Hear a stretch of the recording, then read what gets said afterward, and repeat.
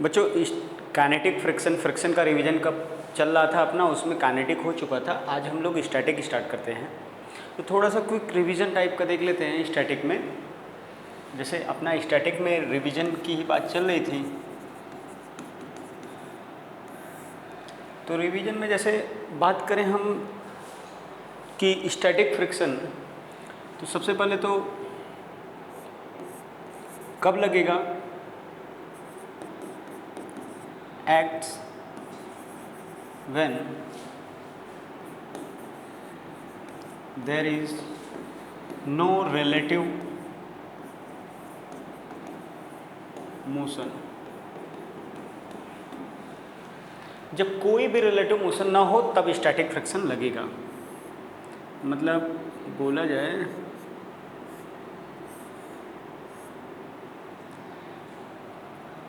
कि block remains at rest with respect to surface। तो अगर ऐसा है तो स्टैटिक फ्रिक्शन लगेगा। स्टैटिक फ्रिक्शन मतलब कब लगता है, जब ब्लॉक और सरफेस, कॉन्टैक्ट सरफेस के बीच कोई भी रिलेटिव मोशन ना हो रहा हो। अब बात आई स्टैटिक फ्रिक्शन की, तो स्टैटिक फ्रिक्शन का डायरेक्शन क्या होगा। जैसे मान लीजिए ब्लॉक रेस्ट में रहना है, काइनेटिक में ब्लॉक चल रहा था, अगर आप फोर्स इधर लगा रहे हो, एक्सटर्नल फोर्स इधर लगा रहे हो और ब्लॉक रेस्ट में बना है, तो according to Newton second law, अगर फर्स्ट लॉ कि कोई ब्लॉक रेस्ट में है तो रेस्ट में बना रहना चाहता है, लेकिन सेकेंड लॉ के हिसाब से अगर वो परमानेंट रेस्ट में है एक्सटर्नल फोर्स लगने के बावजूद, तो नेट एक्सेलरेशन जीरो होगा। रेस्ट में मतलब एक्सेलरेशन क्या होगा, जीरो। एक्सेलरेशन जीरो मतलब net force zero. Net force इस पे जीरो होना, एक तो जो दिखाई दे रहा है वो इधर दिखाई दे रहा है एक्सटर्नल फोर्स, इसके बावजूद भी अगर कोई ब्लॉक रेस्ट में है तो इसका मतलब कोई और फोर्स लग रहा होगा जो इसके बराबर होगा, इसके अपोजिट होगा, तभी तो जीरो हो रहा है, यानी वो फ्रिक्शन फोर्स होगा। वो कौन सा फोर्स होगा, वो अपना फ्रिक्शन फोर्स होगा। ये स्टैटिक फ्रिक्शन होगा। और स्टैटिक फ्रिक्शन की वैल्यू कितना होगा, एक्सटर्नल के बराबर होगा। दूसरी बात करें, अगर मान लीजिए अपने केस में इधर कोई ब्लॉक हो और एक्सटर्नल फोर्स इधर लग रहा हो, और ब्लॉक एक्सटर्नल फोर्स लगने के बावजूद भी अगर रेस्ट में हो, तो इसका मतलब हम बोलेंगे कि ब्लॉक क्या है, रेस्ट में है। तो न्यूटन सेकेंड लॉ के हिसाब से अगर कोई ब्लॉक पे फोर्स लग रहा है फिर भी वो रेस्ट में है, तो इसका मतलब नेट फोर्स क्या होगा, रेस्ट में है, मतलब एक्सेलरेशन क्या है, जीरो। एक्सेलरेशन जीरो मतलब नेट फोर्स क्या है, जीरो। नेट फोर्स जीरो होने का मतलब एक तो दिखाई दे रहा है जो कि जीरो नहीं है, फिर भी अगर ये रेस्ट में है तो एक और फोर्स लग रहा होगा पक्के तौर पे, जो कि इसके अपोजिट होगा। और कितने लग रहे होंगे नहीं पता, लेकिन एक जरूर कोई फोर्स होगा जो इसके अपोजिट लग रहा होगा। वो पता है स्टैटिक फ्रिक्शन ही होना है, यानी स्टैटिक फ्रिक्शन का मैग्नीट्यूड किसके बराबर होगा, मैग्नीट्यूड एक्सटर्नल फोर्स के बराबर होगा स्टैटिक फ्रिक्शन का, और डायरेक्शन जो होगा एक्सटर्नल के अपोजिट होगा। यानी बात किया जाए कि स्टैटिक फ्रिक्शन एक फोर्स है जिसका मैग्नीट्यूड क्या होगा, magnitude equal to F external, यानी स्टैटिक फ्रिक्शन का मैग्नीट्यूड एक्सटर्नल के बराबर होगा। और डायरेक्शन क्या होगा, direction opposite to external force. External force के अपोजिट होगा स्टैटिक फ्रिक्शन का डायरेक्शन, और मैग्नीट्यूड में उसके बराबर होगा। अब बात किया जाए कि मैग्नीट्यूड में उसके बराबर होगा और एक्सटर्नल फोर्स के अपोजिट होगा। एक बात और डायरेक्शन को लेके कि डायरेक्शन जो भी होगा हमेशा, जैसे नॉर्मल रिएक्शन का डायरेक्शन हम लोग पढ़े थे, ये काइनेटिक फ्रिक्शन में बताया था, स्टैटिक फ्रिक्शन में भी direction of static friction is always along the surface. एक बात यह भी ध्यान में रखना है, सरफेस के अलोंग रहेगा। डायरेक्शन ऑफ फ्रिक्शन, स्टैटिक क्या, स्टैटिक हो चाहे काइनेटिक कोई भी, is always along the surface. तो भाई कभी भी फ्रिक्शन जो होगा वो कैसा लगेगा, सरफेस के अलोंग लगेगा। जैसे मान लीजिए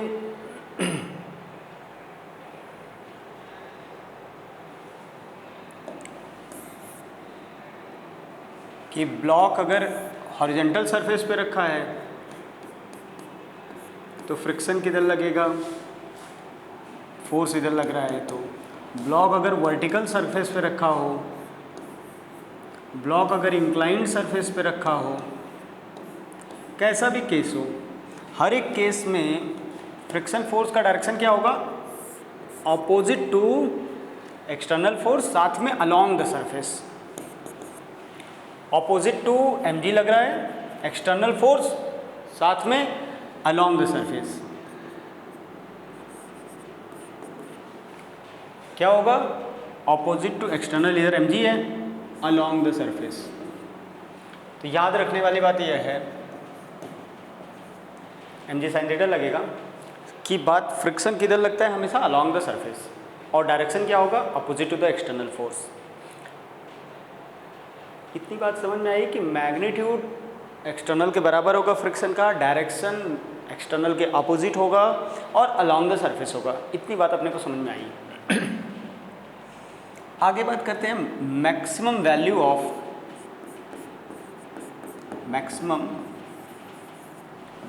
of static friction.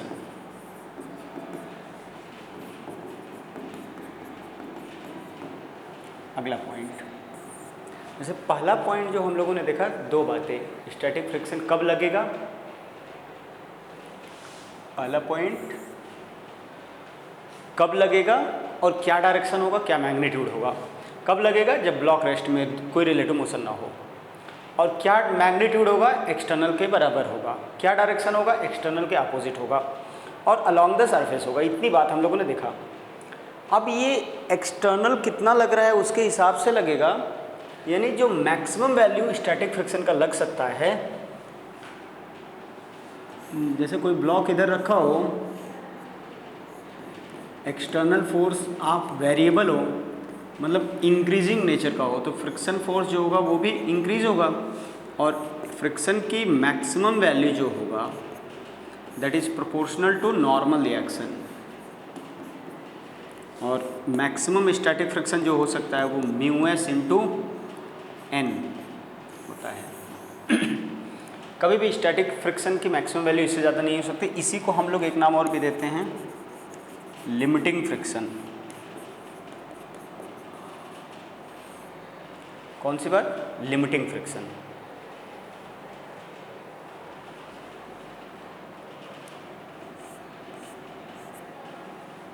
Maximum value static friction की क्या होगी, μs इंटू n। और फ्रिक्शन के बारे में ज़्यादा सोचा जाए तो मान लीजिए एक ब्लॉक है जिस पे फोर्स हम लगा रहे हैं, वेरिएबल फोर्स इंक्रीजिंग नेचर का, टाइम के साथ मान लीजिए वेरिएबल हुआ। ये 5 kg का ब्लॉक है, कोफिशिएंट ऑफ फ्रिक्शन दिया है मान लीजिए 0.5। तो अब जब मैं बात करता हूँ मैक्सिमम काइनेटिक फ्रिक्शन कितना है, तो वो मैक्सिमम काइनेटिक फ्रिक्शन आपको बोल रहा है, इसके लिए मैक्सिमम वैल्यू ऑफ फ्रिक्शन कितना होगा,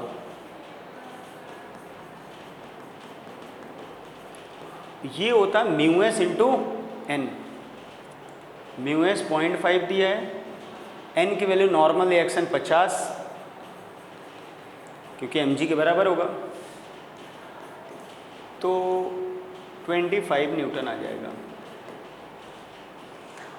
अब जरा देखो ध्यान से, इसका मतलब जो हम लोग कैलकुलेट करते हैं μs इंटू n, ये फ्रिक्शन की वैल्यू नहीं है कि फ्रिक्शन इतना होता है। नहीं, स्टैटिक फ्रिक्शन के बारे में आपने लिखा कि स्टैटिक फ्रिक्शन उतना लगता है जितना एक्सटर्नल फोर्स होता है, लेकिन स्टैटिक फ्रिक्शन एक लिमिट से ज़्यादा नहीं हो सकता। वो लिमिट कितना है, वो लिमिट है अपना 25।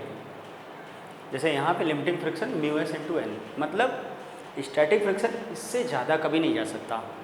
तो ज़रा देखो, अगर आप बात करो आपका फोर्स जो है, फोर्स F और फ्रिक्शन फोर्स इधर लगेगा। ज़रा देखो, जब आपका फोर्स 0 होगा तो फ्रिक्शन 0 लगेगा, कोई ज़रूरत नहीं है। फ्रिक्शन एक फोर्स आपका 1 न्यूटन, अगर हमने पढ़ा है स्टैटिक फ्रिक्शन का वैल्यू क्या है, स्टैटिक फ्रिक्शन का एक्सटर्नल के बराबर होगा, तो एक्सटर्नल के बराबर 1 न्यूटन। आपने फोर्स 2 सेकेंड में मान लीजिए 2 न्यूटन हो गया, तो ये 2 न्यूटन हो जाएगा। ये 24 न्यूटन कर लिया तो ये भी 24 हो जाएगा। 25.0000001 थोड़ा सा भी बढ़ाया 25 से तो वो 25 ही बना रहेगा। मतलब कहने का मतलब यह है कि जो स्टैटिक फ्रिक्शन होगा इसका अपर लिमिट जो है ये है 25। तो स्टैटिक फ्रिक्शन 0 से लेके अपने मैक्सिमम के बीच कोई भी वैल्यू अटेन कर सकता है, इस तरह से कि वो ब्लॉक को रेस्ट में बनाए रखे। बस इतना सा काम है स्टैटिक फ्रिक्शन का।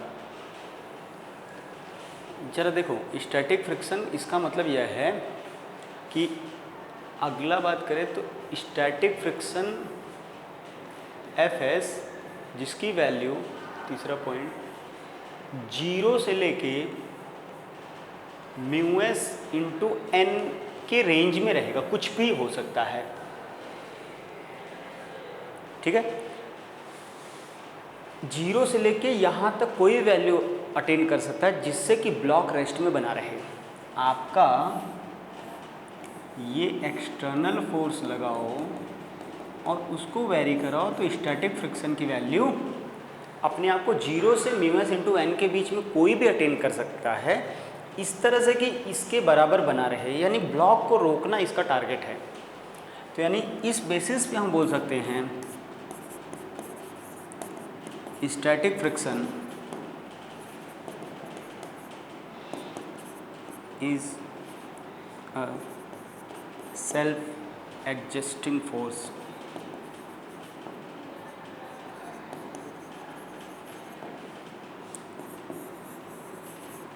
Static friction is a self adjustable force. अपने आप को कहाँ से कहाँ तक एडजस्ट करता है, 0 से μs इंटू n के बीच कोई भी वैल्यू अटेन कर सकता है स्टैटिक फ्रिक्शन, ठीक है। तो इतनी बात अपने को समझ में आई कि देखो, समराइज करें तो static friction number 1 point, static friction कब लगेगा,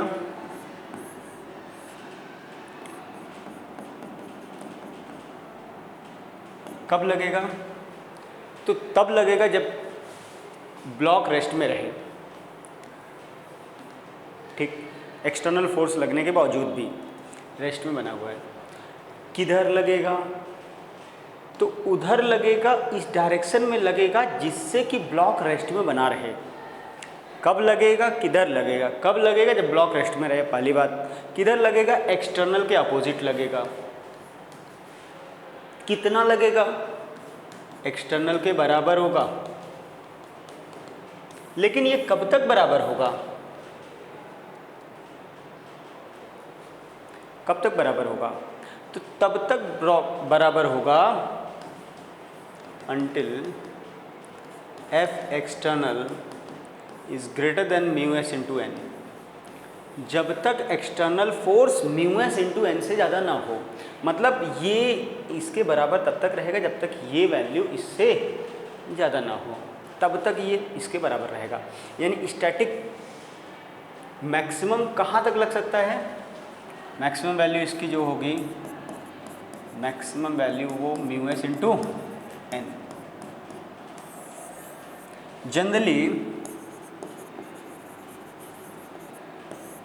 μs जो होता है स्टैटिक का वो काइनेटिक से ज़्यादा होता है। अगर क्वेश्चन में ऐसा दिया है तो आप कंसिडर करो, नहीं दिया है केवल म्यू बोल रहा है तो दोनों को बराबर ले लो, सामान्यतः ज़्यादा होता है, ठीक है। इतनी बात हम लोगों ने देख लिया थ्योरी के पॉइंट ऑफ व्यू से। स्टैटिक फ्रिक्शन कब लगेगा, तो जब ब्लॉक रेस्ट में रहे, कोई रिलेटिव मोशन नहीं हो रहा है, एक्सटर्नल फोर्स लगने के बावजूद, किधर लगेगा? एक्सटर्नल के अपोजिट। कब लगेगा? पहला पॉइंट। दूसरा पॉइंट, किधर लगेगा? एक्सटर्नल के अपोजिट। कितना लगेगा? एक्सटर्नल के बराबर लगेगा। और कब तक बराबर होगा? तो जब तक एक्सटर्नल μs इंटू एन से कम है। ठीक है, यहाँ तक की बात हो गई। इस पॉइंट ऑफ व्यू से ज़रा देखा जाए कि मान लीजिए अगर हम बोले ये एक्सटर्नल है जो कि कंटिन्यूसली बढ़ रहा है, और आपका अगर ये बढ़ रहा है तो फ्रिक्शन फोर्स ये होगा। मान लीजिए एक एग्जांपल के लिए आपको समझाने के लिए 2 kg का ब्लॉक है, μs की वैल्यू 0.8 है। आप बताओ, सबसे पहले कोई भी स्टैटिक फ्रिक्शन का क्वेश्चन करना, सबसे पहले उसका लिमिटिंग लिख लिया करो। मैक्सिमम फ्रिक्शन बताओ कितना होगा? Maximum 20 into 0.8 μs into N. तो यानी इसका जो ग्राफ बनेगा फ्रिक्शन वर्सेस एक्सटर्नल फोर्स का ग्राफ, ये फ्रिक्शन, आप बताओ फ्रिक्शन की वैल्यू Fs बराबर F, ये कब तक होगा?